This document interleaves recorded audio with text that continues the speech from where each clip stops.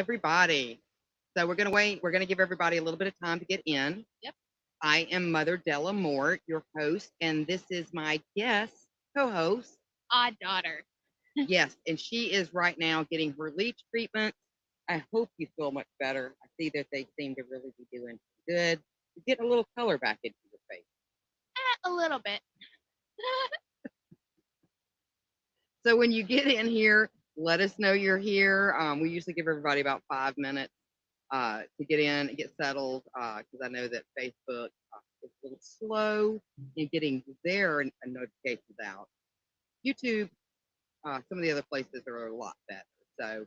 But yeah, so when you get in here, let us know that you're here. And if you're new, we definitely like new victims here in the crypt. So let us know who you are and where you're from. So I'm going to go over to the comments real quick and see. It looks like we are getting just a few people coming in. Oh, I see Stephen P. Kitty Cat. Hello, Stephen P. Kitty Cat. How are you? He says meow. Hello, hello. And then Calvin says, hi, odd mother, and hi, odd daughter. Hi, Calvin. So glad you're here. Is that not show? There we go. Here's Calvin. And then Calvin says, hello, Stephen P. Kitty Cat. And then we have Ivar. Ivar says, hello, hello, hello. Hello, Ivar. And let's see. So yeah, so guys, share out. That is the best way to support your content creators, and it's absolutely free to do so. So please share out. And then it looks like we have Henry here. Hello, Henry. Henry says hello. Now, Henry's been with us for a long time. He used to come in and watch us, back when we had the Oppling show, like a long time ago.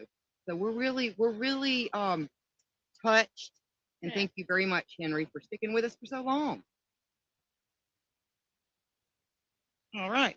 So tonight, if you cannot guess, we are going. What are we going to be talking about? Medieval diseases. Medieval diseases. So I hope you're not extremely squeamish, because we are going to talk about a couple of these pretty much in depth. We're going to hit on a couple of pretty well-known ones, even though you don't really hear people talking about them very much. And then we're going to hit on a couple that are a lot less known. A lot less known. And then we also have some updates on the bubonic plague, the great pestilence, the Black Death. Yeah, because I find it really fascinating. I read a book by, it's called Crypt, and I believe that her name, I'll get it posted up on the website, is, I have to look that up. I think it's Allison. Let me look this up real quick. Hold on just a second, and I can tell you. So I'll let you talk to everybody while I look this up real quick. I don't want to say the wrong name because it's a very, very good book.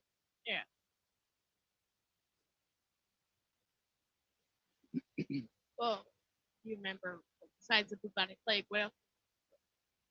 A lot about hospitals. Anything you want to know, probably more than I wanted to know about the relationship between hospitals and like churches and the religious sect. But it is very, very interesting when it comes into kind of how medieval society and society during the Middle Ages actually interacted with people that may have had severe disease. And there are a lot of misconceptions about some of these that I was really, really surprised about. So yeah, let me find this book real quick while you can be looking at the comments and just talking to them. Henry says the plague and the flu and the Black Death are the only things I remember. Yeah, and we've got some, like I said, some pretty cool information. I like to kind of keep up with what they're finding because with the new DNA that we have, they're actually able to apply this now to a lot of archaeology and anthropology digs and different things like that when it comes to bones and understanding, how these people live. So a lot going on with the, what is it called, archaeogenomics or geonomics. So it's really cool. What?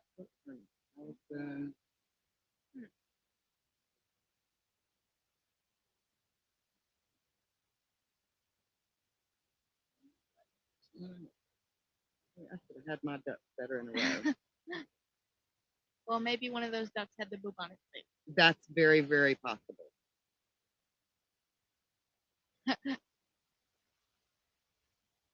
There's probably not a lot of books named Book Crypt. It's just called crypt. Yeah. It's really hard to find books nowadays. About the Black Death. Well, about any kind of disease Yeah. outside of like the main ones that you always hear about, which when it comes to the Middle Ages is always like, the Black Death and bubonic plague and things like that. 1 second, I'll be back. Okay. Here we go. All right, Alice Roberts. It's called Crypt. You can find it on Amazon, and it's a super good book for any of our history buffs out there. It's really a good read, and it goes into a lot of archaeology findings and how disease affected medieval society. So I would definitely recommend that book, and that's kind of where I got the inspiration to actually cover this. A lot of information I got from the book. Um, so I would really, really, recommend it. So it is a good book. So let's see what's going on real quick. It looks like we've given everybody a little bit of time, but let's go ahead and get into the comments real quick, and then we'll get started because we've got a lot to unpack here.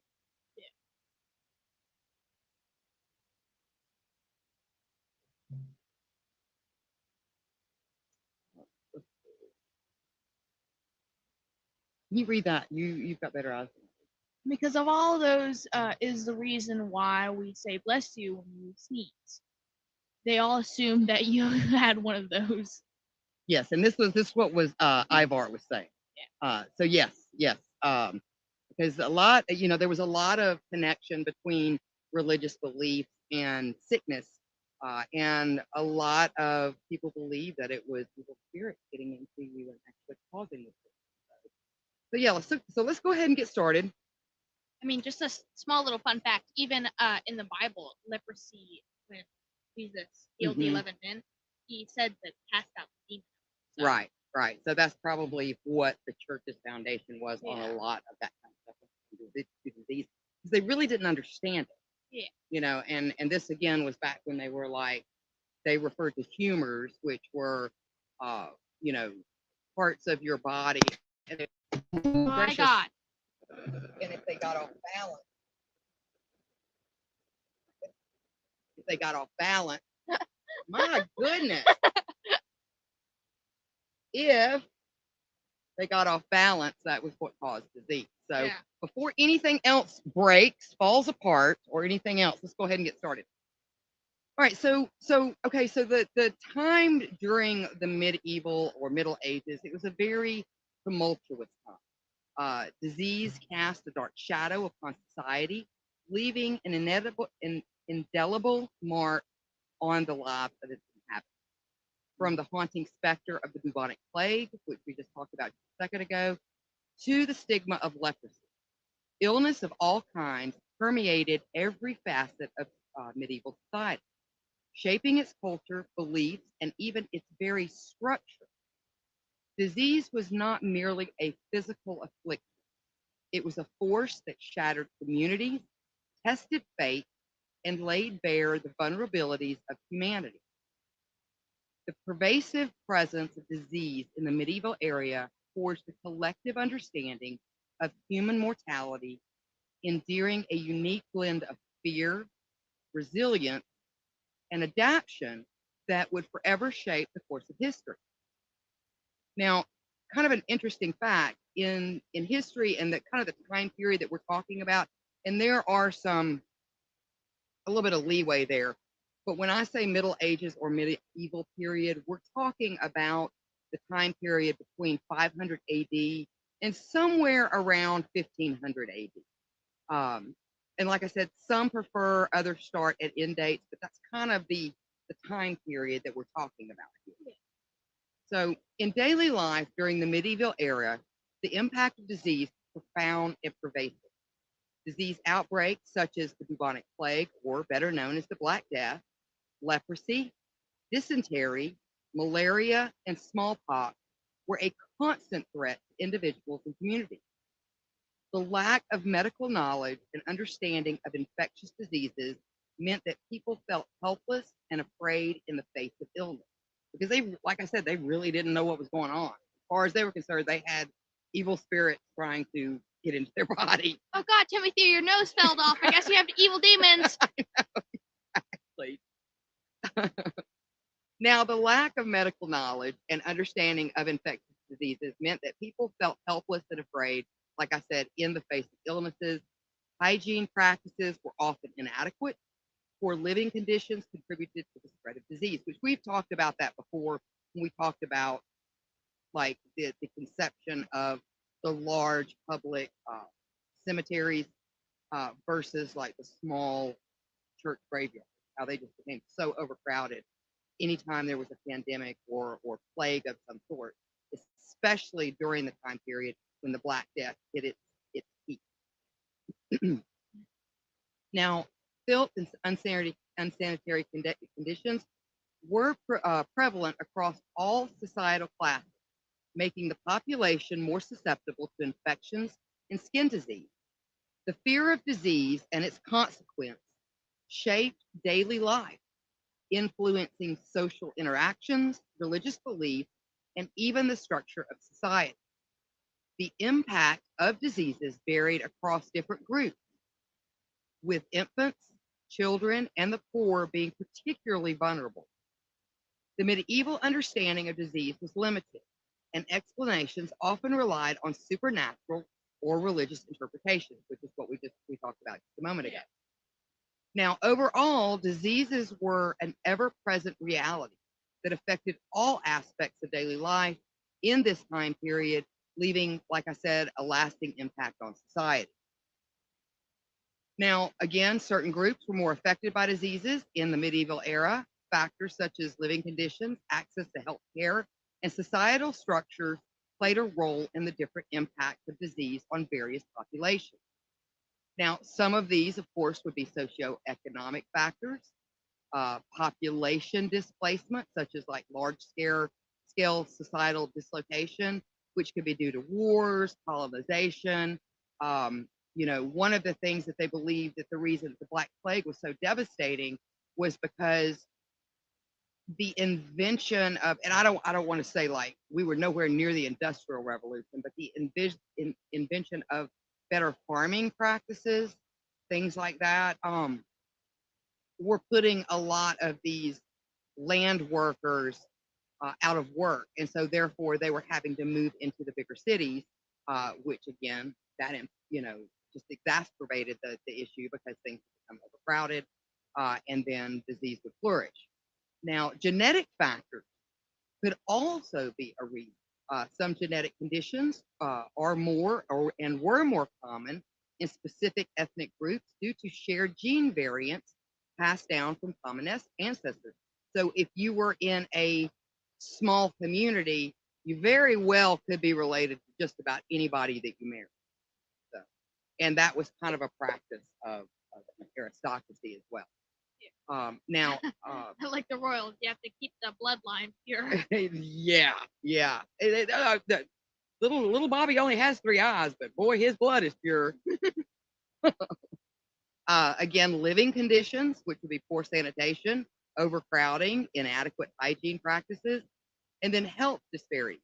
And this would be kind of in line with the socioeconomic, because of during that time period, there was a genuine class, uh, of people. You had your aristocracy, you had your kind of like what we would consider middle class, which would be your like shop owners and things like that.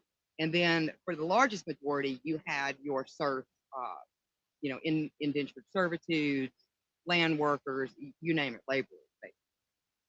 And of course, they would probably, in most cases, because of their socioeconomic situation, would have less. Uh, they'll be less able to get better health care. So now, It is important to note that these factors interacted in complex ways, and the impact of diseases varied across different regions as well as different populations. The understanding of disease and its effects on society in medieval era was influenced by a combination of biological, social, economic, and environmental factors. I'm kind of going into all this stuff right now before we really start getting into the actual diseases, just so that which I'm sure everybody does understand, it was hard back then, like super hard. Like, I mean, even harder than it probably was back during the time that this country was founded. Yeah. Which was hard back then. But could you imagine, somewhere in the 1300s, 1400s, 1500s? Um, married off at 14 and dies at like 27. pretty much for the average person. So, now one of the really cool things that I find fascinating, and we're going to get to everybody's comments here in just a second. But like I said, we've just got a lot to unpack here. But what I really find really cool about all this is how they are actually getting more information through these new DNA practices. And I'm just going to kind of give you an overview of what some of these new practices are. So through DNA, they are able to use unified ancestral human species. Now, through DNA analysis of ancient remains, scientists have discovered previously unknown ancestral human species. For example, the Denisovans, Where? right here, the Denisovans, which, yeah, and I think, what was it? We covered this when we talked about Göbekli Tepe, that there were like 13 or 25 subspecies of the human, uh, Homo sapien, that are no longer in existence. I mean, Homo sapien, basically, we just outbred all the other subspecies. But they have been able to find a new subspecies, and it is a distinct human species. They were identified through DNA extract from a bone found in a Siberian cave. Uh, Now, archaeologists and anthropologists today are using various types of modern DNA testing that were once unavailable to gain greater insights and understanding into diseases of the past and how individuals and communities were affected. They can now use what they call ancient DNA analysis, which is also referred to as aDNA. Now, it involves extracting and sequencing DNA from ancient specimens such as bones, teeth, and preserved tissues. Now, this allows researchers to study the genetic makeup of past populations. They're able to trace migration patterns and understand the evolution of not only us, but other animals and plants. Now, throughout or high throughput sequencing techniques have enabled the characterizations of ancient nuclear genomes, providing valuable data from thousands of archaeological specimens. I have a. I was gonna say nuclear powers are powered by. No, this is different. Ancient. This is different. This is different. Now, we're also able to, or there's a new, I guess, uh, what is the word I'm looking for? Subspecies? No, not subspecies, but like a subsection of archaeology now that goes into archaeogenetics. Now, archaeogenetics is the study of ancient DNA using molecular genetic methods. Yeah, they're getting like, right. I mean, they're like really drilling down on it. It encompasses the analysis of DNA from human, animal, and plant specimens by extracting, again, DNA from various fossilized remains, including bones, eggshells, and preserved tissue. Now, researchers can gain genetic evidence of ancient population migrations, domestication events, such as the confusion around Göbekli Tepe. Like, did we domesticate first and then build, or did we build first and domesticate first and then domesticate? So it's really unlocking a lot of different doors. Now, we also have genetic ancestry testing. And this ancestry testing is really cool, especially if you are into true crime, because ever since they caught the Golden Bridge killer, um, they have been used because that's how they found it, was through ancestral DNA. They couldn't pinpoint who he was, but they did have enough DNA from crime scenes to be able to find out who his second, uncle once removed from Aunt Polly, blah, blah, blah, blah, blah. And this is how they were able to track them down. So it's really cool with this genetic ancestry testing. It allows individuals to explore their genetic heritage and trace their ancestral roots. By comparing an individual's DNA with ancient DNA samples, it is possible to identify possible genetic similarities and connections to ancient populations. Now, during the medieval time, several different diseases were common that are not either prevalent today or have been significantly reduced in their impact, such as, like we said, the plague, leprosy, dysentery, typhoid fever, smallpox, malaria, and that's just to name a few. Now, tonight we're going to drill down, like I said, on a few of the well known, and like I also said, some that are not so well known diseases that plagued this particular section in time as what we're calling the medieval or middle ages, medieval era or middle ages. So before we start getting into this, I do want to let you guys know, I hope you're not extremely squeamish, um, because we are going to go into some of the effects when they are in their advanced stages, what these diseases do to the human body. And it is not pretty at all. So let's go ahead and take a look at the chat real quick, comment, and then we're going to get into some of the nitty gritty on it. So let me go back to where I was.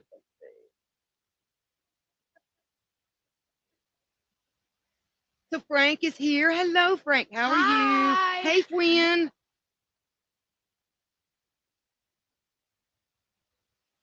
And then we have Raven. Raven said hello to Frank. But hello, Hi. Raven.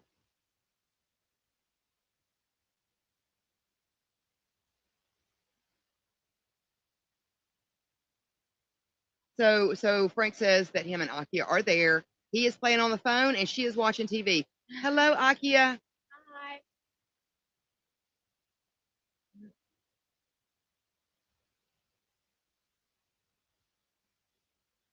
All right, so we got caught up. So let's go ahead and get into some of these. So the first one we're going to talk about is leprosy, which I know everybody kind of has this idea in their mind that that was a pretty prevalent disease, and it was. Now we refer to it now as Hansen's disease, and this basically is just in order to remove the stigma with which it has been linked to. Now it has a long and complicated history from the ancient world to the present day and across much of the world.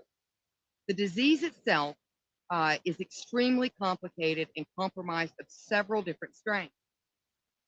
It has historically presented in different ways and over different time scales, from benign cases, which they are using a lot of this DNA capability now to see how far back these diseases go. And they do believe that leprosy is kind of like the missing link, so to speak. With several of these diseases, they believe that there was a time when the disease itself was pretty much benign. It didn't go, but only so far. I mean, I'm sure it could be somewhat problematic, but it didn't go to the depth that some of these go to now, or during this time period. So at some point, it was Like a benign tumor. It It- just kind of stays there. right. It can be painful depending on where it's at, but it's not going to kill you. Yeah, it's not Uh, cancer. Yeah, right. Well, it hopefully won't kill you. I guess it depends on where benign tumor pops up. Yeah, it's You not know, very but- benign. Yeah, yeah. Well, it's not cancerous, like I said. It's not cancer. All right, so where we were.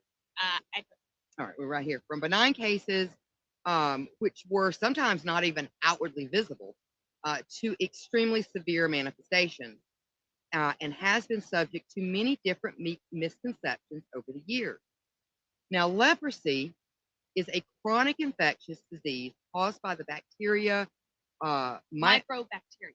Microbacterium leprae or Microbacterium lepretosis. It primarily affects the skin. Yeah, so you got it right. Now, it primarily affects the skin, peripheral nerves, mucosa of the upper respiratory tract, and the eyes. Leprosy has a long history and is described in literature of the ancient civilization. Where are you at? Right there. The disease is characterized by skin lesions and can lead to damage of nerves, respiratory tract, skin, and eyes. Nerve damage may result in a lack of ability to feel pain, and in which case that's probably a blessing. It's probably better. Which can lead to a loss of parts of person's excrements from repeated injuries or infections, though unnoticed. Right. Other symptoms may include muscle weakness and poor eyesight. In advanced stages upon Hansen's disease, also known as leprosy, the skeletal system can exhibit significant pathological changes. These changes are often identifiable in archaeological remains and can provide a clear indication that an individual suffering from disease. There are some of the ways in which advanced Hansen's disease affects the bones. You want to try these words? I'm going to try. Rhinomaxillary syndrome.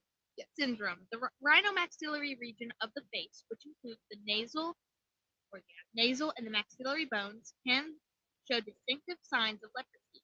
There may be an absorption and remodeling of the nasal aperture, recession of the anterior maxilla, and a loss of an anterior teeth. So just to stop you right there, that's basically your nose falls off. And that's one of the things that we're going to kind of go over. And like I said, I hope you're not too terribly squeamish. But it's not that area just falls off. Yeah, kind of rots away. Your bones, your body actually, due to this particular disease, your body reabsorbs the bone. So the body basically eats itself. It's now time for Russian words. Russian words. But it basically absorbs itself, and this is the area like the nose area, your upper palate, where the top teeth are, just basically becomes whole. Yeah. Okay, more hard word. Phalangical? Phalangical changes, your fingers. The small bones of the hands and feet, particularly the fingers and toes, can be severely affected. This can result in absorption of the bone structure, collapse of the normal arch. I don't know why. Some of the words I know how to pronounce, I can't pronounce. It happens when you get in front of the collection? Contracture. So basically, the bone is absorbed inward back into the body, causes the empty finger to collapse. Baby hands. Yes, baby hands. They fold in, then they get necrotic, and what happens when they get necrotic? They fall off. They fall off. more words, yeah. Long bone involvement. The long tubular bones of the arms and legs may exhibit changes such as acute inflammation, nephritis, and arthritis. I know how to say that one. These conditions can lead to bone deconstruction and remodeling, which are indications of chronic conditions. And let me stop you real quick. Do you know what destruction and remodeling is? Yeah, I know what that is. Do you know what it means when it says your bones will be destructed and remodeled? They change. They do change. And how do they change? So this is one of the things you'll read about in this book. So when you break a bone, okay, what your marrow tells your bone is basically, hey, it's time to grow new bone so that we can cover this up. Yeah. Okay. So when leprosy starts to, and we're gonna, yeah. So when leprosy starts to eat away at your bone, basically your body absorbing your long bones because they are much bigger bones than say your phalanges or in your toes and different stuff like that. Your body tries to, it sends out a mass message that says, oh my God, we're getting these pock marks on our bones, which means they must be broken. Yeah. Okay. And so we need to repair ourselves. So as your body is reabsorbing the bone, your body is also trying to restore the bone, which means that you may wind up with this part of your arm going this way. That really sucks. And yeah. a joke. Because it doesn't grow back in the normal fashion. It's very lumpy. I mean, I guess destruction and remodeling. I mean, I wonder if there's a contractor named Leprosy. I don't know. Leprosy house builder. Okay, let's go. Autonomic nervous system damage. Damage to the autonomic nervous system can cause an imbalance in bone formation and destruction, leading to Concentric remodeling of. metatarsals. I thought you misspelled No, metatarsals, metacarpals, and phalanges. Phalanges. So if you're a big bone person, you may be lucky enough for your body to try to rebuild that bone, but then you're going to wind up like, come here. You look like you're flipping me off. Sorry.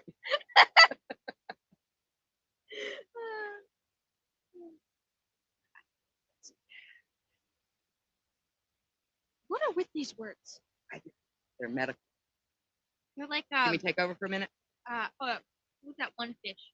It was this really ugly looking guy, and he lived down in like the way down there in the note zone.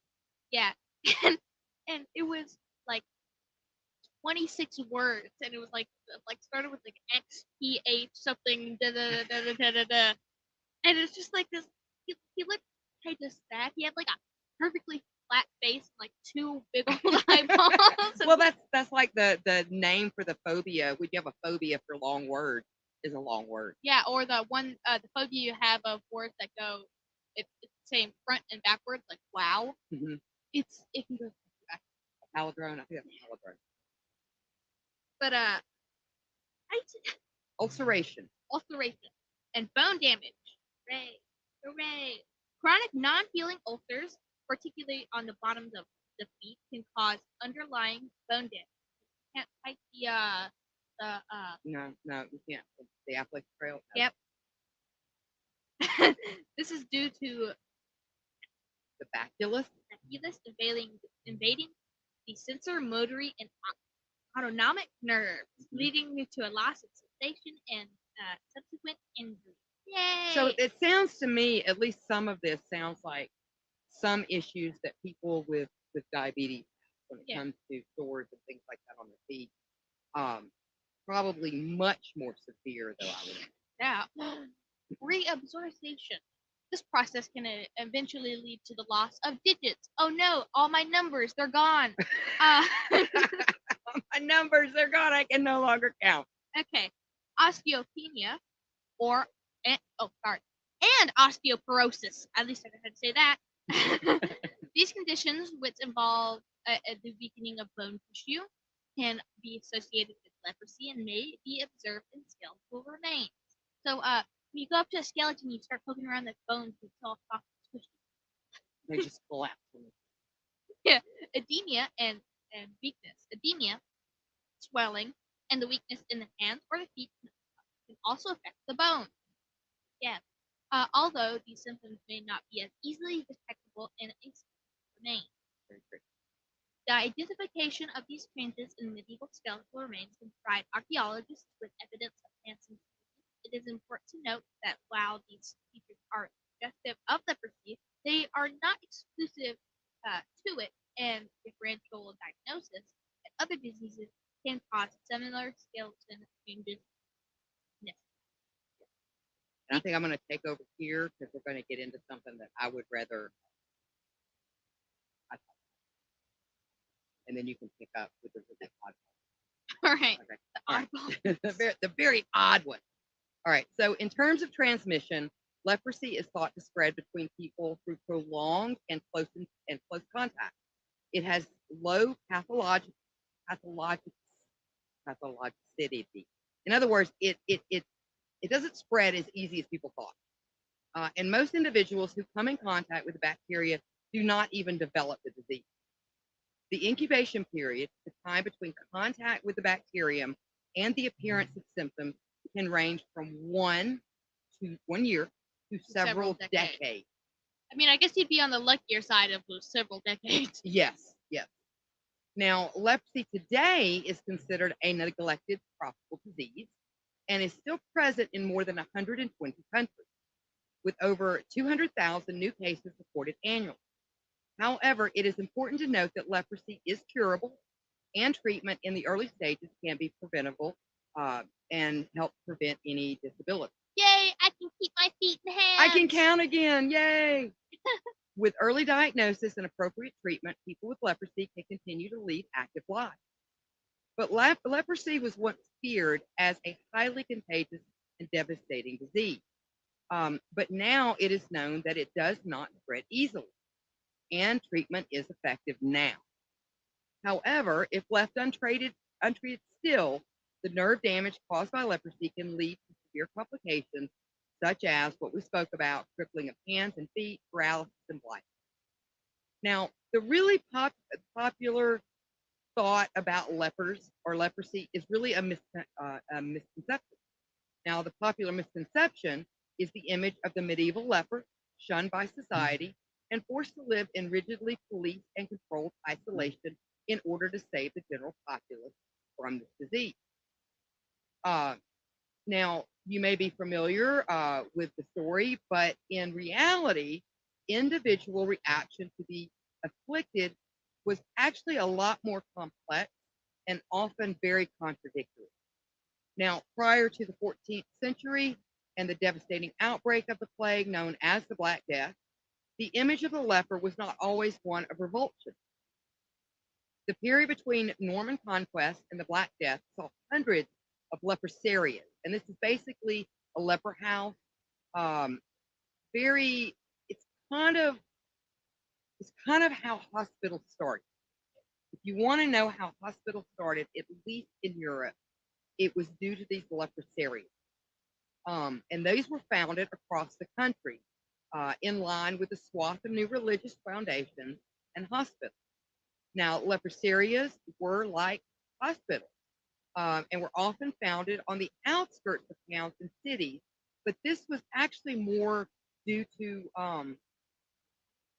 it was largely to reap the benefit of available spaces outside of congested urban cities. Many times the leprosarias were put outside of the front of, say a town or a city had a gate, most likely it's cities where you'd find it.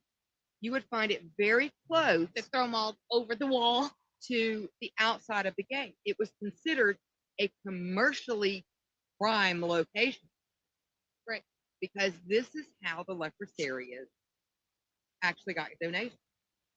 And it became kind of a who's who. At least it isn't door-to-door salesman with the lepers. Well, they did go around begging because each leper, even in a leprosaria, they had to help finance their own kids. So you would see like placards, and that wasn't. It was thanks to the Victorians, is why they think the placards and bells were like basically to warn everybody that a leper was coming. That was actually not the case. Yeah. It's not now, the church bells ringing. Right. It was to let you know that kind of like the ice cream truck. Yeah, but Okay. leprosy. Yeah, the leper was coming, and if you wanted to be seen, if you wanted to do your virtue signaling and all that kind of stuff, then that gave you time to find your ice cream money or your Yeah. leper money and run out there and donate to the leper.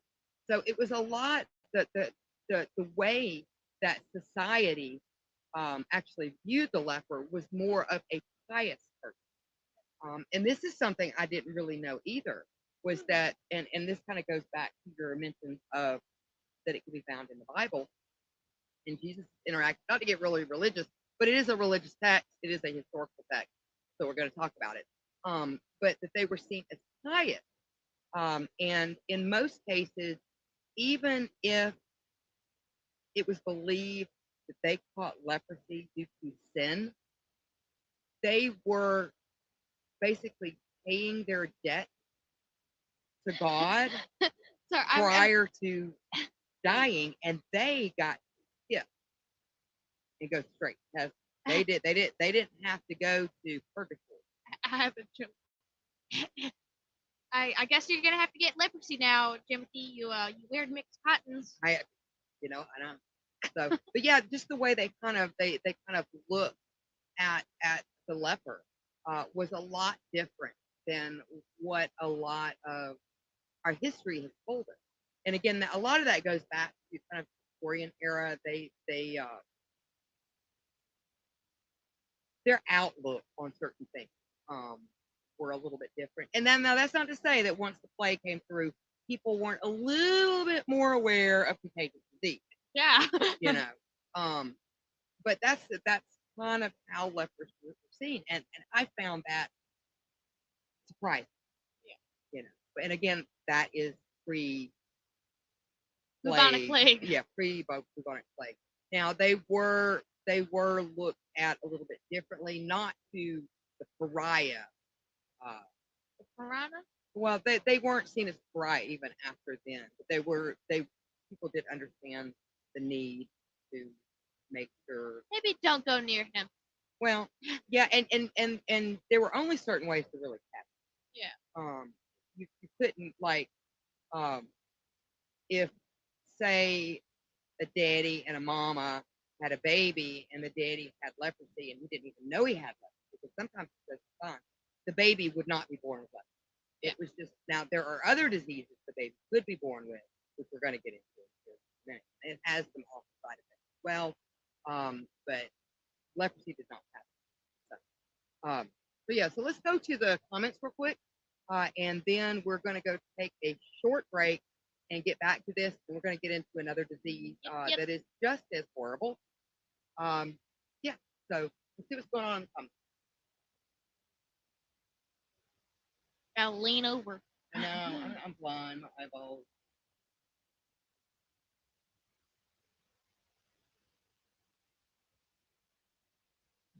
It said nose falling off. Isn't that the Michael Jackson disease?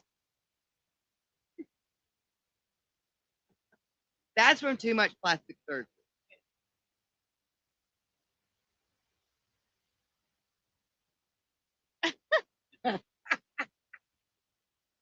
We have Philip in the house. Hello, Philip. We are so glad you're here. Hi. Hello. Stabbed me. I'm sorry. Yeah, that would mean we would have to apply more bleach. Yeah. I don't need it anymore.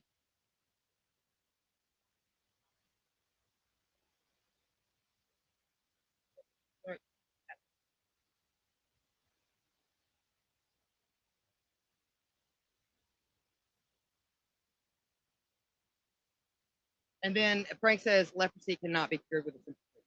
Or it can be. It can be. I think you have to take antibiotics. Not like that one zombie movie. Yeah, it's not like that one zombie movie where the hand cream cures zombies.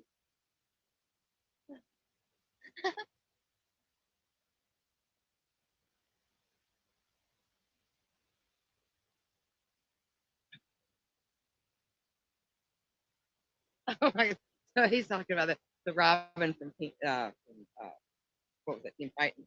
Team Titan. Is that what it was? Teen Titan. Teen Titan. Okay. Teen Titan.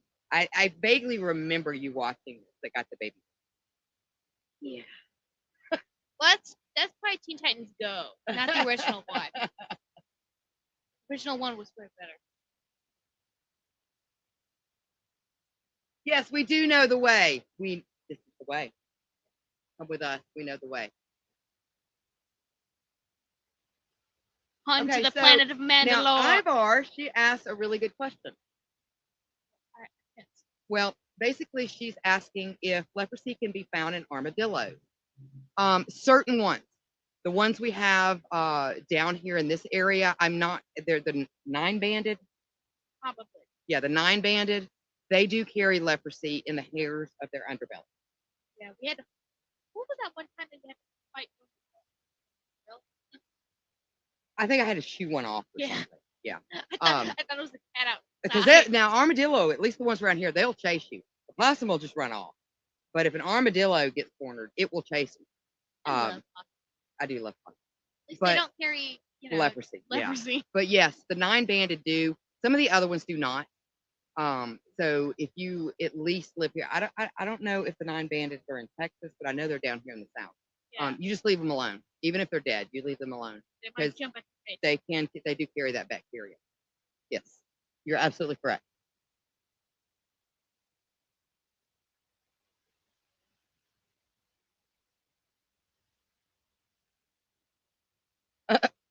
No, leprosy, not a leopard. Or, who knows, maybe. I don't know. Who knows? Maybe we'll find out that leopards carry leprosy. Oh, that would be awful. You get first off, you get mauled, then you get a disease. We have Tyler. Hello, Tyler. How are you? Hello. Show that one. Hello, Tyler. Hi.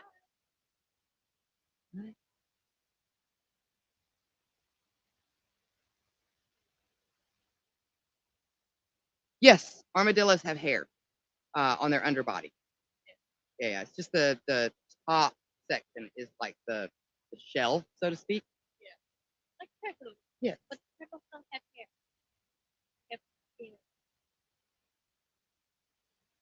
And then Akia says yes, the 9-banded armadillos are the ones that carry it. Watch out for the ones that have armbands on them. They have 9 of them specifically. 9 armbands. Watch out. Tiny little armbands. All right, we're gonna go to a commercial really quick. I know we're gonna go over a little bit on this, but there's just a lot there. So be right back. Bye bye. We're not bye bye yet. Hold on. No. Oh, there we are.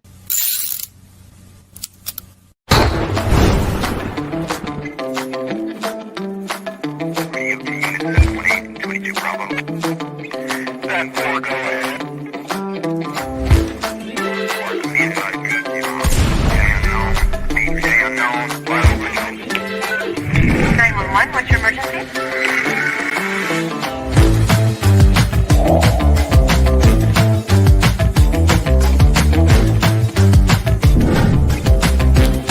I wish to create a perfect human being, selecting the best organs from the score.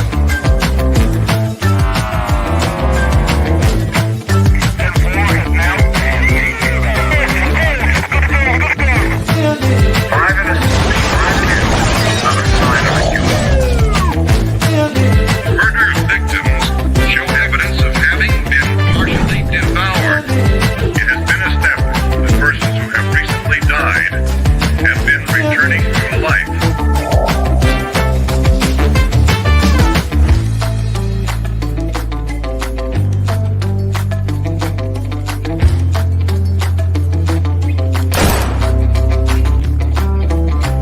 Cause I got my Galaxy 500. Get with your nearest cult member. Double stacking is a noun that refers to the action in a horror movie of impaling both members of a canoodling couple.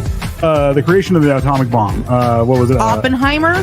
The Manhattan Project. The Manhattan. Everything they're bringing up. I was about to say the Philadelphia experiment. I mean, which one are we talking about here? We go into depth, so I'm looking up heavy water. What does heavy water do to a person's body? And I'm like, okay, they're watching me now. I know they're watching me. Don't you judge us! Don't you be judging us! You come in here with your book learning and your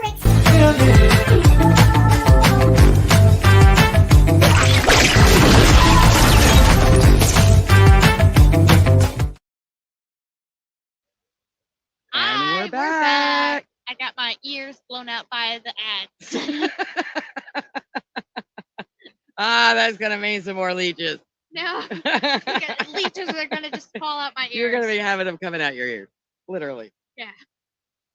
All right. So let's get on with this. We're going to talk about another disease that has similar symptoms with leprosy, or what is called now Hansen's disease.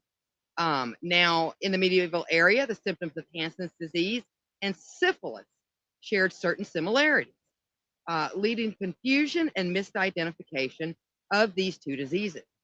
Both illnesses presented with symptoms that could be mistaken for other conditions, further complicating accurate diagnosis. Historical records indicate that syphilis was often confused with various diseases, including leprosy, elephantitis, and scabies, among just a few. Now, this confusion earned syphilis the moniker the Great Intimidate, or the Great Imitator. Well, I guess it was pretty intimidating too, but the Great Imitator, due to its ability to mimic the symptoms of different ailments. The lack of clear description of syphilis in medieval treatises, basically documentation like on a medical scale, suggests that it was frequently mistaken for other diseases, including leprosy.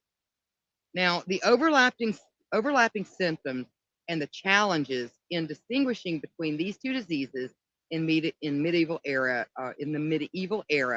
contributed to the confusion surrounding their identification and understanding.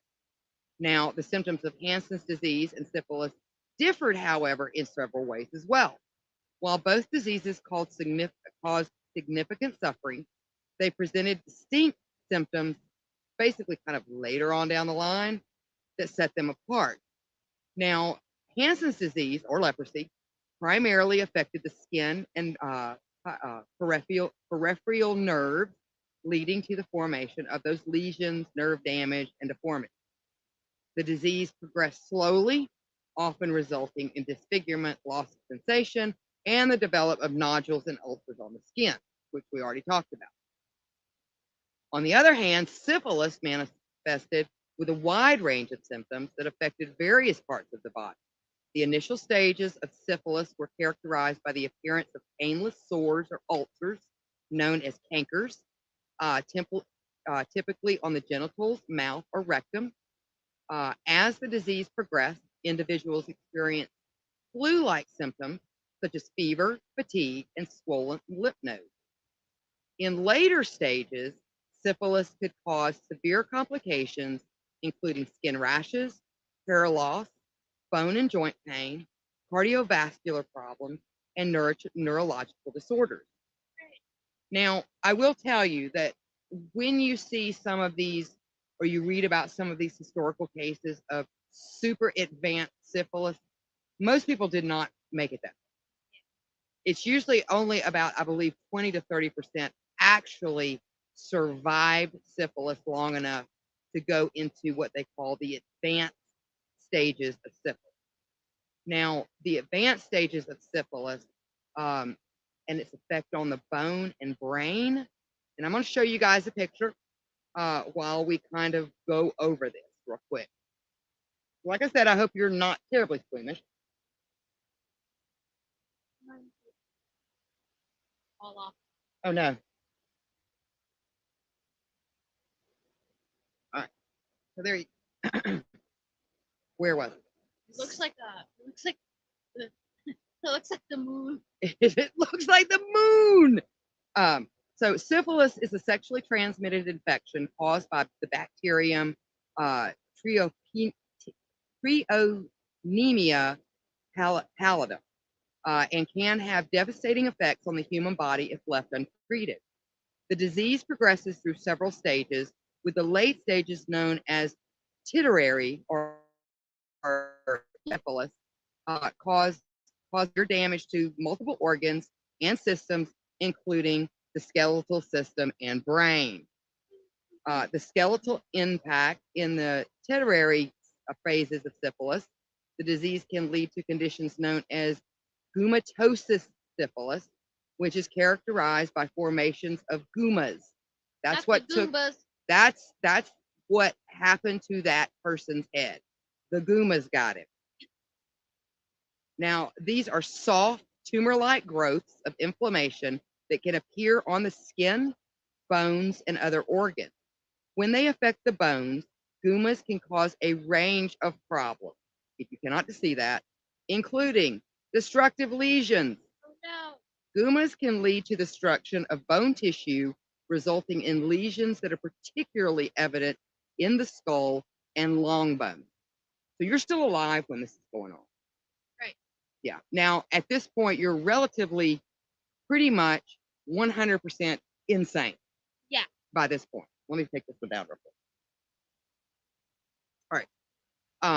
So the gumas can lead to destruction of bone tissues, resulting in lesions, like I said, particularly evident in the skull and long bones. At least with leprosy, you didn't feel anything. I know, right? Well, with leprosy, I guess you didn't feel it. Yeah. And with syphilis, you just don't know it. Like you're just out of your brain. You're out of your head.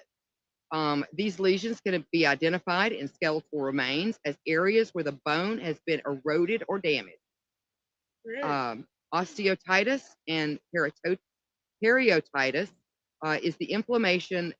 This inflammation can cause conditions such as osteotitis, inflammation of the bone, and periotitis, inflammation of the periotum, which is the layer surrounding the bone, which can lead to bone pain and tenderness. Bone deformity. Over time, the destructive process can lead to deformities and changes in the shapes of the bone, which may be detectable in archaeological remains. You also have your neurological impact. Neurosyphilis is the term used to describe syphilis infections that affect the central nervous system, which includes the brain and spinal cord. This can occur at any stage of the disease, but is most common in the tertiary stage. The effects on the brain and the nervous system are profound and varied. From meniovascular neurosyphilis, this form of syphilis involves inflammation of the body's blood vessels that supply the brain and spinal cord, leading to ischemia and stroke-like conditions or symptoms. It can occur within the first few months, or it can occur several years after the infection. General paresis, occurring years after the initial infection. General paresis is a severe form of neurosyphilis that affects the brain, leading to a personality changes, mood swings, and basically just cognitive decline. Tabes dorsalis. This condition is characterized by degeneration of the dorsal columns of the spinal cord, leading to severe pain. So basically, your body is starting to reabsorb your spinal cord. It can manifest anywhere from 5 to 50 years after the initial infection. Now, that sounds awful. Neuropsychiatric symptoms, which are caused by neurosyphilis, can cause a range of mental health issues, including dementia, mania, psychosis, depression, and delirium. Well, no, duh, depression. When you got a hole in your head, your spinal cord is being turned into mush, and you're getting guma holes all in your bones. Yeah, I don't think I'd know what was going on. Now, these symptoms result from the overall damage to the brain and can complicate the diagnosis. Right. Now, overall, while both Hansen's disease and syphilis caused suffering and confusion in the medieval era, their symptoms differed in terms of the effect that they had on body parts, the progression, and the associated with them as far as like complications and things like that. So I'm going to let you take over from there. We're going to step out of the Middle Ages by maybe 100 years. We're just going to step out of it just a little bit. Even though there were earlier recorded instances of this particular disease we're going to talk about now, and this is going to be a much lesser known disease. We're going to talk about the one that was pretty much considered like an epidemic. Yeah. So we're right here. Okay. So we're gonna take a step a bit out of the Middle Ages, talk about a lesser known disease, the sweating. Sounds like me on a really hot summer night. I hope not. The sweating disease was a mysterious illness that plagued Tudor, Tutor? Tudor England for about 70 years. That sucks. From the late 15th century to the early 16th century. It's also known as the Sweat? Or actually sweaty. sweaty or the sweat. Capital T-H-E, the sweat. Despite its significant impact on the population during the time, the exact cause and nature of the disease remains unknown to this day. The sweating disease appeared in 5 ways, each characterized by sudden outbreaks, and high mortality rates. It's highly contagious illness and that affected people from all levels of society, including both the poor and aristocrats. Yep. The disease Can I say one thing real quick? Yeah.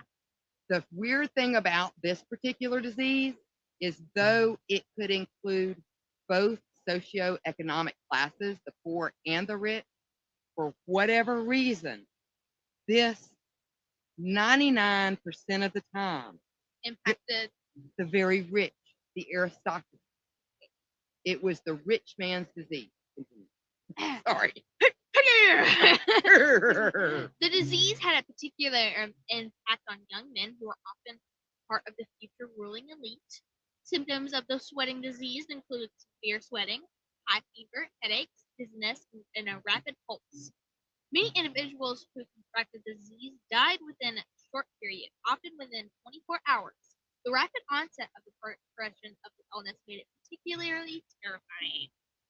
The sweating disease had significant social and political implications. The death of the royal and the individuals affected the political situation as it impacted the succession of power. For example, the death of Prince Arthur Tudor, the eldest son of Henry VII, from the sweating disease led to his younger brother, Henry VIII, assuming the throne.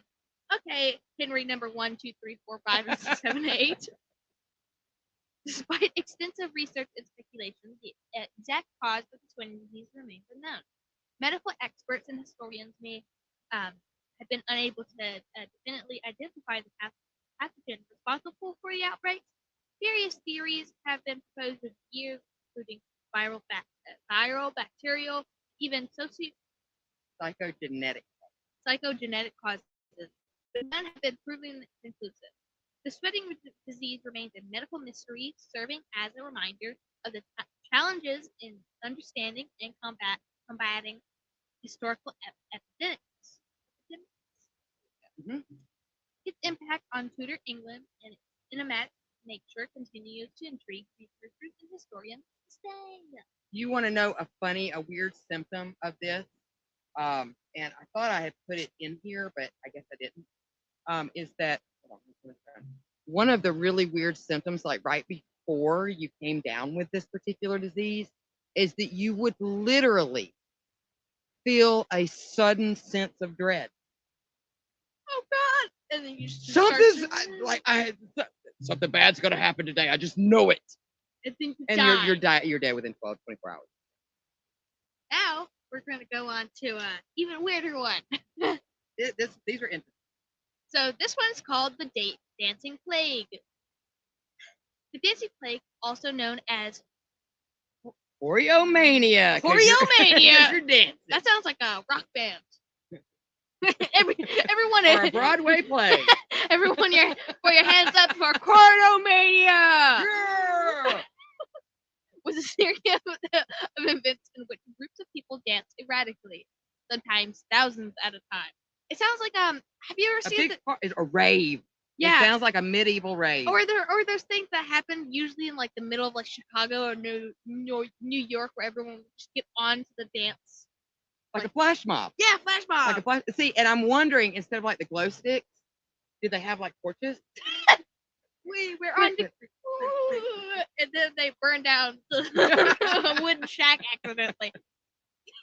These events occurred primarily in mainland Europe between the 14th and the 17th century. The two most notable outbreaks occurred in 1374 and 1518, which the latter often considered the most severe and well-documented case. The 1374 outbreak, also known as the St. John's Dance, pretty rad. The outbreak in 1374 spread across many towns along the River Rhine. Let me scoot a little closer. With people dancing uncontrollably for hours, and then they collapse from exhaustion, considered to be a curse sent by a saint. Yep. Any of these dancing plagues were actually named, and they were usually named after a saint, and it was considered a curse that that particular saint had put You are on cursed a to particular dance. area, which always seemed to be around the Rhine. So this is kind of a German thing. So as far as like the main ones that are like reported or recorded in history, Yeah. were mostly around the Rhine area. Damn. Now we get on. Yeah. Now the symptoms of that. Yeah. Erratic movement. The afflicted exhibit incoherent and maniac. Maniac. Manic. Manic. There we go. I was missing the couple letters there. Movement, sorry, including twisting, jumping, and spins, which were described as being tormented by the devil. Psychological distress. I guess about that. Suffer. We're said to be in trance-like state, experiencing visions and acting in a wild, freaky manner. Maybe some, I don't know. Maybe something got into the alcohol. Well, now these are the symptoms of just the 1374 outbreak. Yeah. The St. John's dance. Each dance has its own symptom. And the afflicted complained of extreme oppression and groaned as if in agony of death until they were tightly swathed in cloth, which seemed to provide relief until the next attack. So basically, wrap them up like a mummy until they start feeling the need to Gotta boogie burrito down them. again. Then they start doing the Macarena. Okay, now we're going to go into religious and superstitious beliefs. Some believed that the dancers were cursed by Satan, Saint Vitus. or were members of the religious cult. Of a religious cult. There was also widespread belief in the possibility of dancing curses sent from heaven or hell. Now we get to the ergot poisoning. They thought it could have been ergot poisoning. Ergot, a toxic mold that grows on damp rye, causes spasms and hallucinations. However, it cannot count for all the symptoms associated with the dancing. Maybe they were drunk. I don't know, but I know for the one that was 1374, their main thing is they like to jump over stuff. They were like parkouring everywhere. Like they like to twist and they like to jump over stuff. Maybe we should play Twisters with Okay, now we're gonna go in the mass psychogenetic illness. This theory suggests that the dancing was a form of mass hysteria triggered by extreme stress and influenced by local fears and cultural beliefs. And another theory is environmental and social stresses. That's a social question. The aftermath of the Black Death, war, famines, and other disasters may have been contributed to the extreme stress that led to outbreaks. This outbreak was a part of the series of occurrences that happened along the Rhine and Moselle rivers since 1374, suggesting a pattern of similar events in the region. Now we're going to go on to the 1518 outbreak, the St. Vitus dance. This is the most well known, and I would say the most violent. In Strasbourg, Mm-hmm. in the 1518 event began with Frau Sophia and rapidly grew to 400 people dancing in the streets, many of them who collapsed and died from exhaustion. Sounds like a really messed up dance. Yeah, they didn't just collapse from exhaustion. They died. They died from it. Yeah. I feel like I'm gonna die every time I do like a 15-minute workout. Really suck for these people. Feel the burn, St. Vitus. Feel the burn. At the peak of the 1518 outbreak, as many as 15 people per day was dying. The dancers of 1518 were not joyful. I wonder why. They screamed and begged for mercy, indicating extreme distress and suffering. The 1518 event is often described as the most fatal of the dancing plagues, with a high death toll and significant documentation. This time, the behaviors were much more violent, from bashing their brains out on walls to jumping into the river. Timothy, would you jump in the river if all these other people were doing it too? Basically, the way that I've heard it described is like a zombie apocalypse when you see them like attacking and just jumping off buildings and falling into the rivers and like bashing themselves to bits trying to get into a place. That's how these people were behaving, Not the dancing zombies. pretty much. They're all in like the old 80s costume. And then Carl shows up. Carl. Carl, why did you dance, Carl? Okay. Yeah. Both outbreaks were oh, here we go to possible causes and cultural context. Both outbreaks were attributed to various causes, including supernatural beliefs, medical conditions, and environmental factors.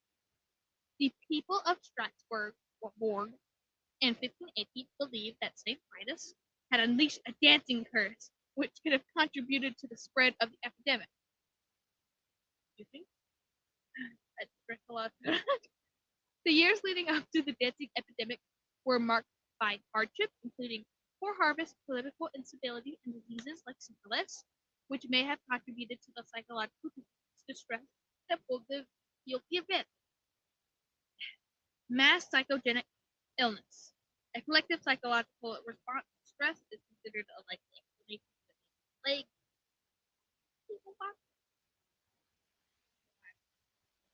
Conclusion of both the 1374 and 18th outbreak were severe. The 15 tongue twister, even though it's numbered. Sorry, I have left to see all my digits. All my digits fell off. You can no longer count. I can no longer count. The 1518 Strasbourg event is often considered more violent due to the higher number of fatalities, because they're bashing their heads on people. An extreme Physical and psychological distress. I wonder why, exhibited by the dancers. The 1518 outbreak's extensive documentation provides a clearer picture of its intensity, with reports of dozens dying from the context, including prevalent superstitions and environmental stressors played a significant role in the manifestation and perceived severity of the events. Despite the passage of time, the dancing plague remains one of history's unresolved mysteries. Yeah. I thought I said mystery multiple times in like one sentence. I may have. With its true nature and causes still subject to speculation. All right, and I'll take over from here. Let's. I want to get to the comments, and then we'll take over. I'll take over from here. All right, so let's go back over here to the comments. We got a slew of them.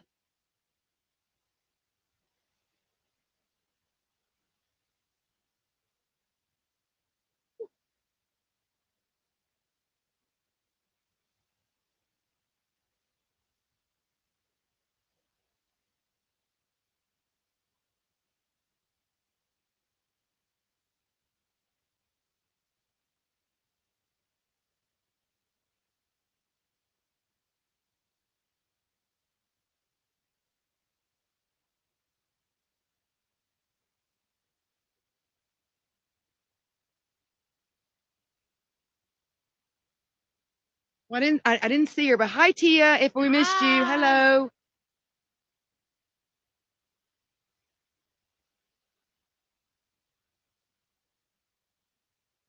I feel like I'm accidentally like shifting.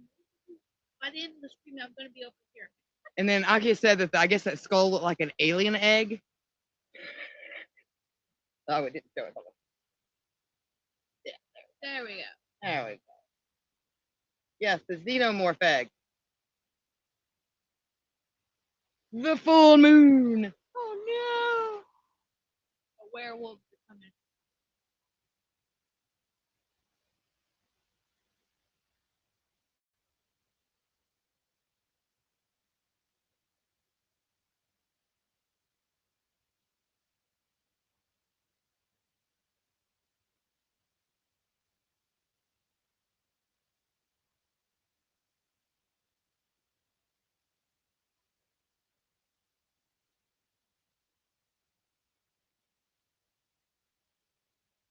Yes, I would agree, Frank, but I'm not going to put that one up. But yeah, it is the most prevalent. I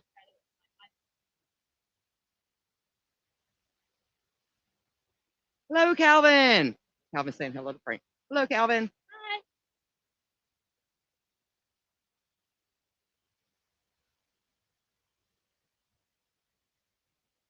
Yes, the gout sweats.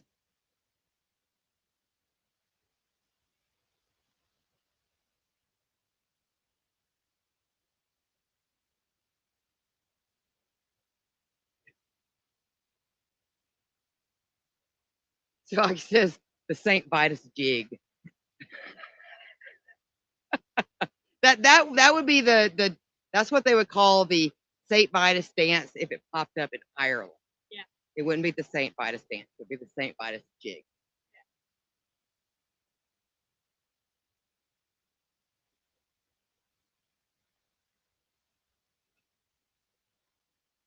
Ivar says the safety dance just popped into her head.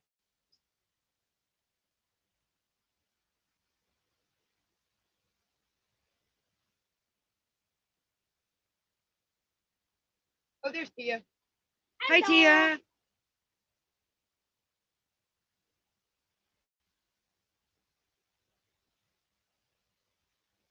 Oh, I know, Frank. I know you did. I know.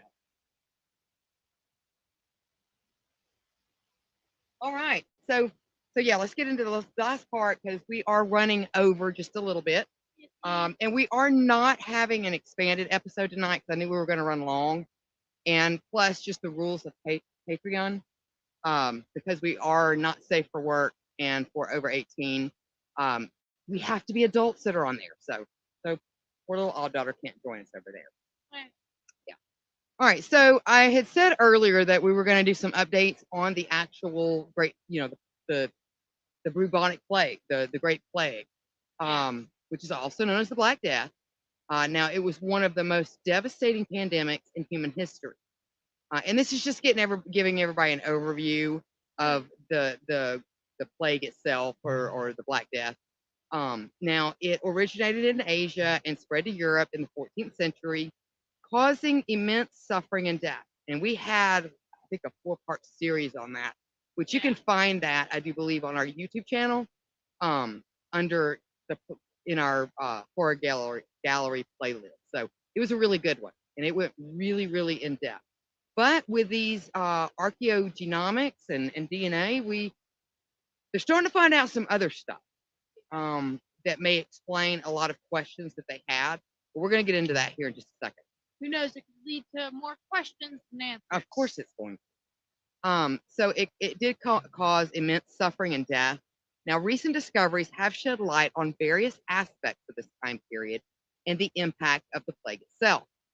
One significant discovery was the identification of the causative organism that caused the plague. Now, this occurred in 1894, which was basically the discovery of Yersinia pestis, which is basically the bacterium itself that actually causes the bubonic plague. So that was one of our first discoveries when it came to what caused this plague.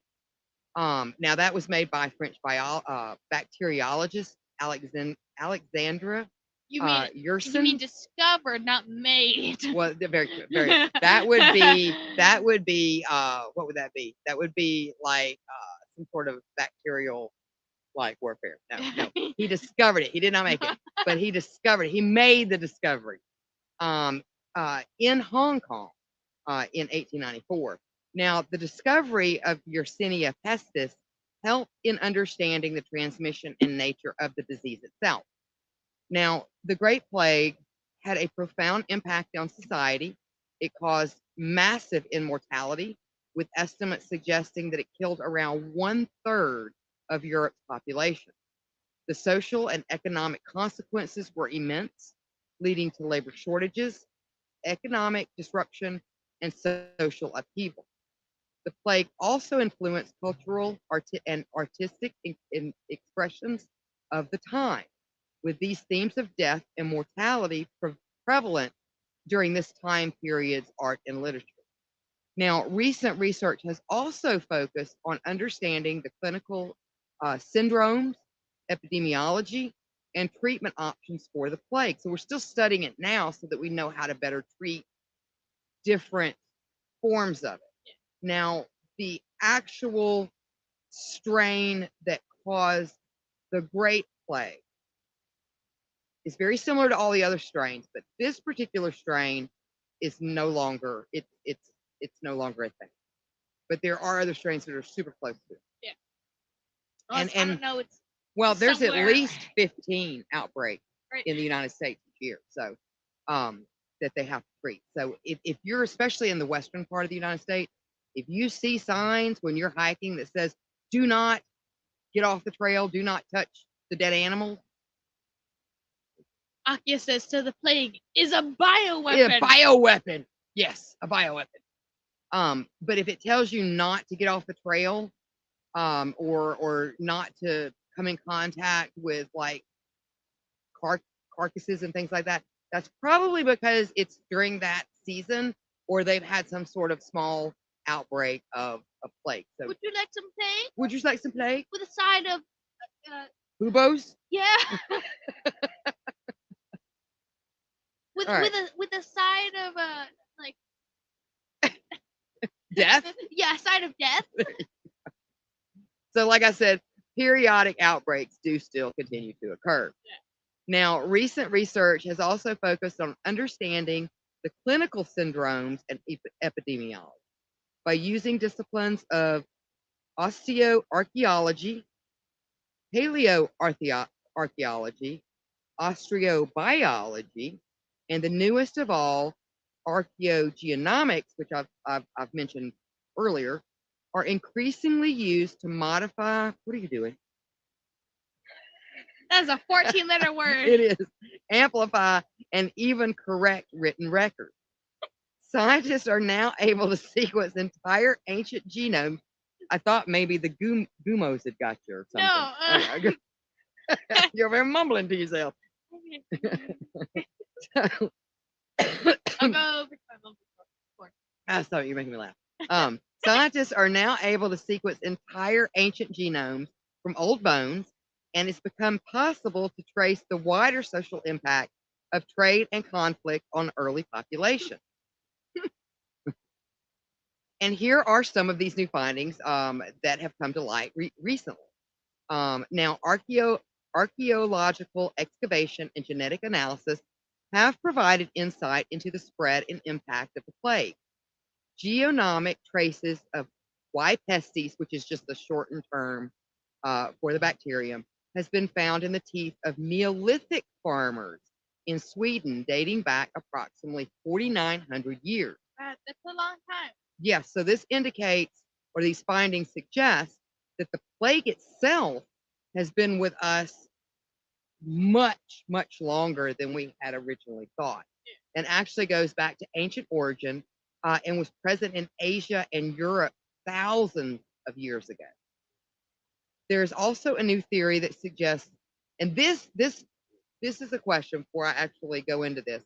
One of the questions that they could not understand, they could not answer. And at the time that we did that 4-part stream on the Great Pestilence, was how did the plague continue to spread at a rapid rate during cold or very hot weather?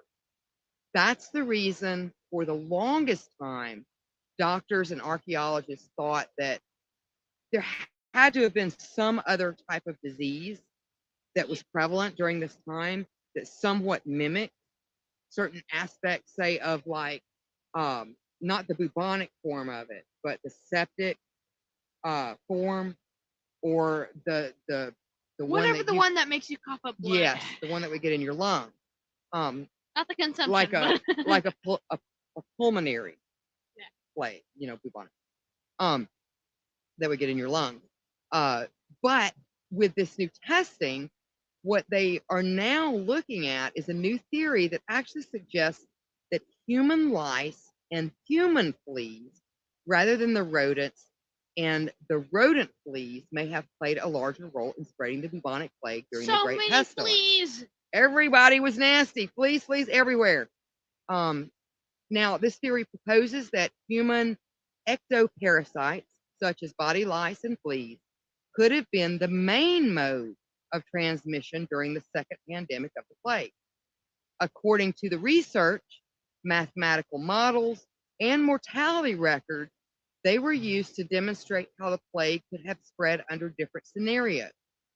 The study found that the bubonic plague with a human ectoparasite vector model better reflected mortality patterns in several regions, such as like Sweden and Norway and different places like that. Now, yes, it got to them a lot slower, and they were some of the last ones to actually be affected, but it affected them just as much. Now, these models, they do better reflect a mortality pattern in several regions compared to other models involving just the rats and the fleas. This suggests that human fleas and human body lice may have been the primary means of transmission during that pandemic.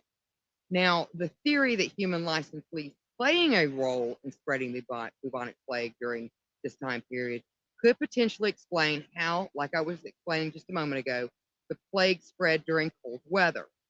Now, according to available sources, also climate factors such as temperature, humidity, and precipitation can influence the dynamics of flea vectors when it comes to the rat flea, as well as the rodent as its host, which are key components of the plague's cycle.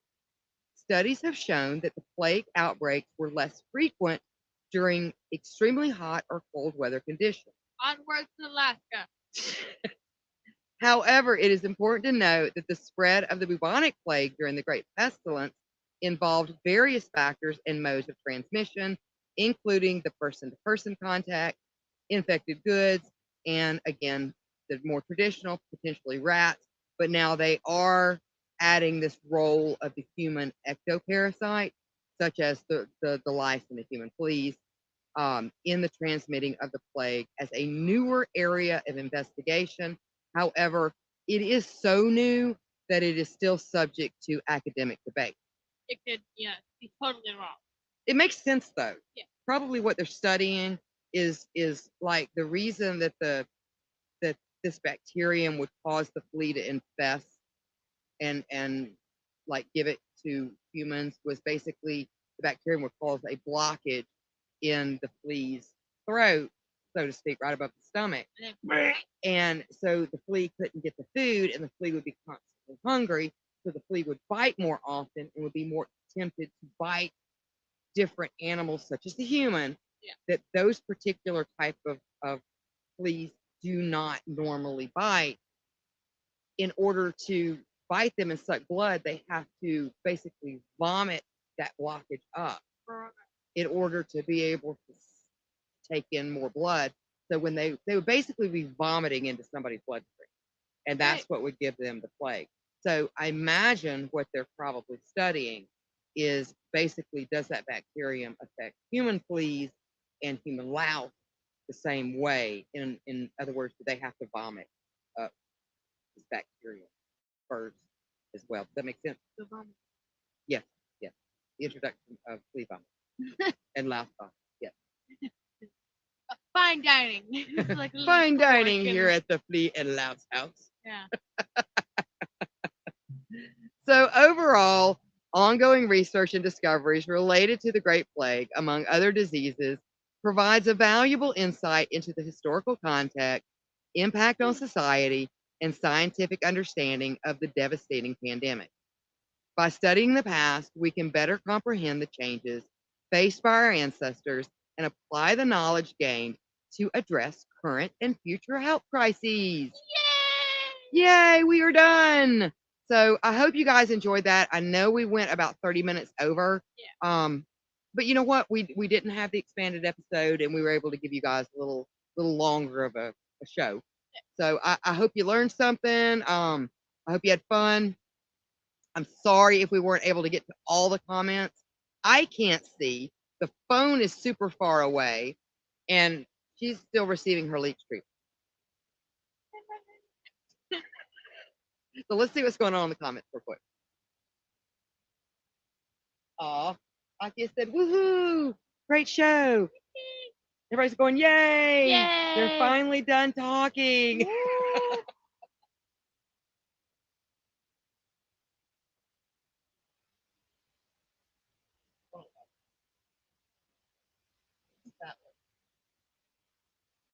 Like Yes, so Akia mosquitoes. said sort of like mosquitoes. Kind of. Yeah, very, yeah. You're absolutely right.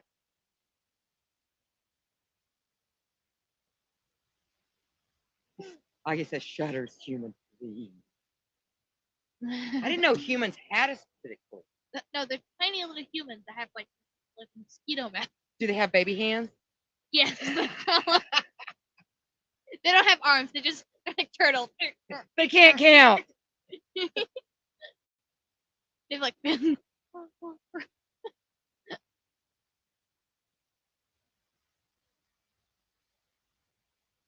Yeah, so Frank made a good point. One of the big things that separates this time period that we're talking about with the Renaissance, Huh? bathing. Bathing and picking up your trash. So alien! Oh my god!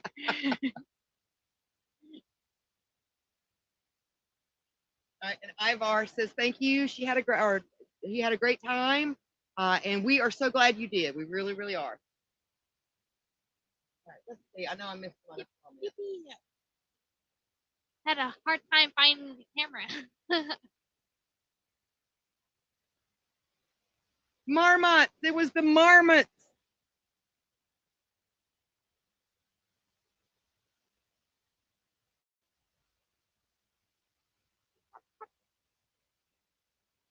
Oh, great.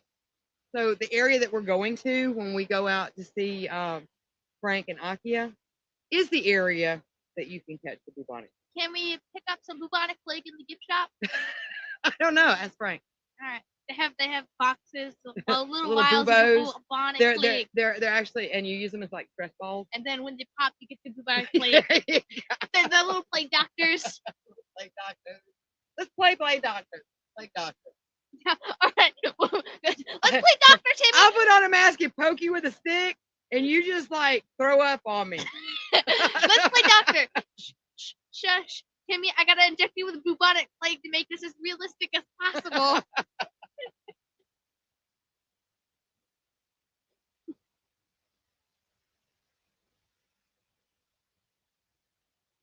Tia says, amazing show. I'm so glad. I'm glad you like that, Tia. Thank you.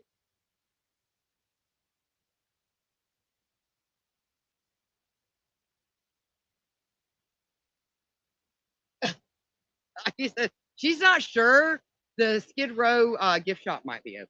Oh no, but we'll check it out. All right, guys. Well, I hope you enjoyed that. Let me get over here. Yippee! Yippee!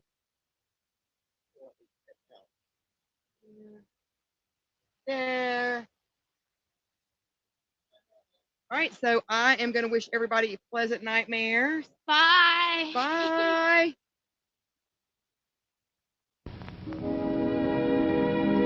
And now, folks, it's time to say goodnight. We sincerely appreciate your patronage and hope we've succeeded in bringing you an enjoyable evening of entertainment. Please drive home carefully and come back again soon. Good night.